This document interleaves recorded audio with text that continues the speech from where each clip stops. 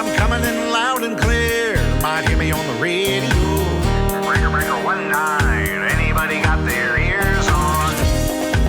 Hey guys, it's Eric here at Farpoint Farms in the mountains of North Carolina. Tonight, I'm showing off this wee little radio right here. This is the Radio Shack TR-511, 511, right? TR-511. I didn't know it existed, to be honest with you. It is the same size as the TR-503, but apparently they made some improvements and it released the 511.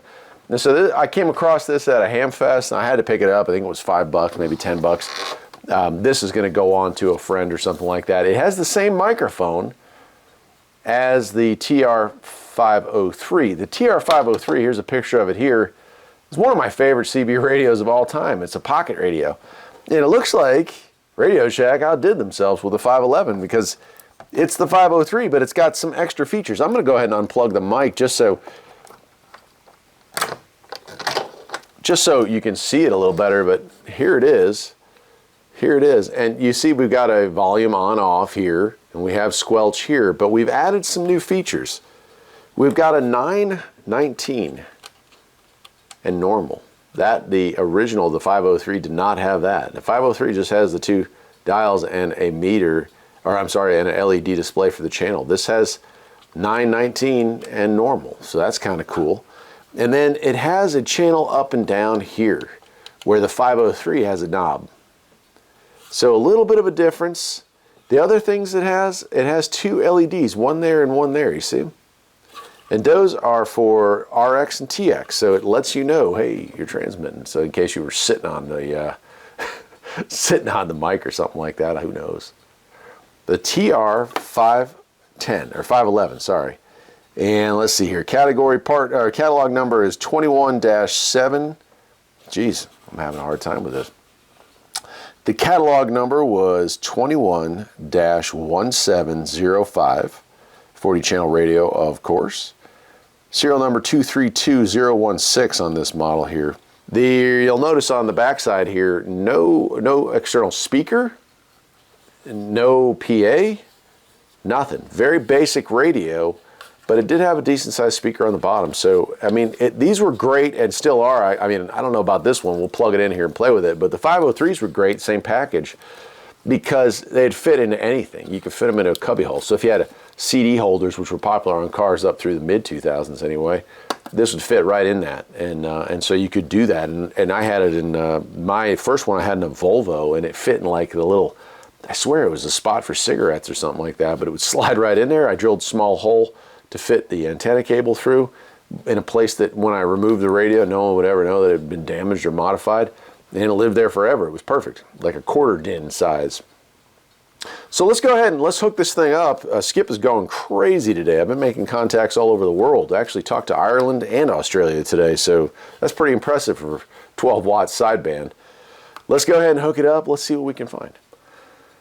All right, here we are. This is kind of a weird position for the camera to be on, but I thought that this is about the only way I could do it without butchering the poor radio.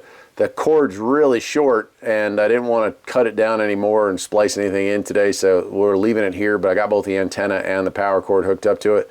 We're going to go ahead and turn it on. Hopefully it turns on. Yeah. And like a lot of these radios, they didn't have any kind of capacitive memory, so it automatically defaulted to channel 9.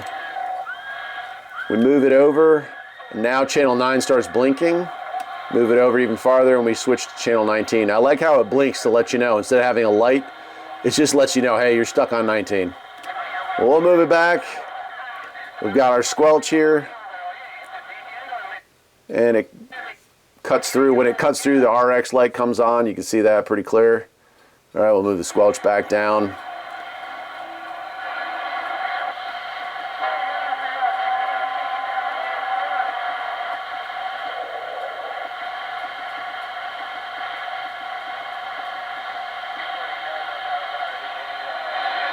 There's some traffic on channel 33.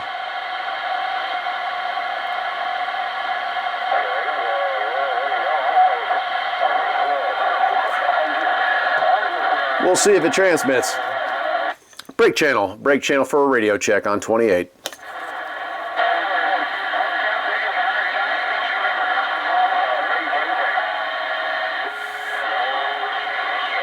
A lot of skip rolling.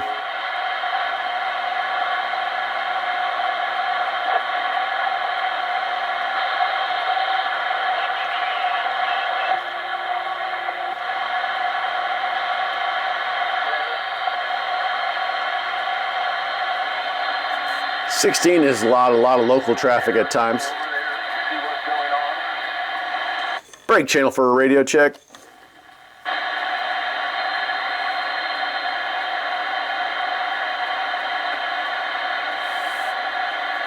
Nah, I'm talking over somebody else.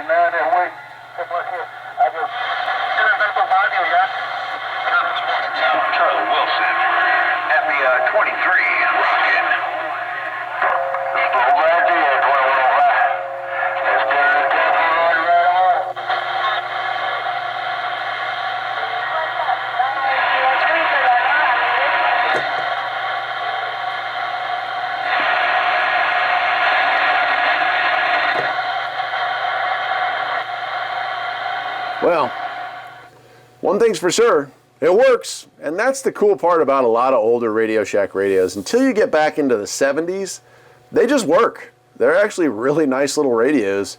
If you could pick one of these up for a good deal, say less than $30, you got yourself a good little micro radio that'll fit into any slot and sounds pretty good. One of the things I want you to notice was that I lifted it up a few times.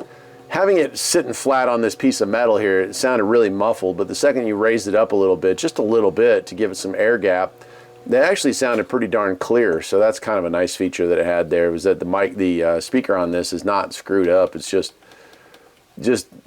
being pushed down like this weird position I have it in is just not helpful.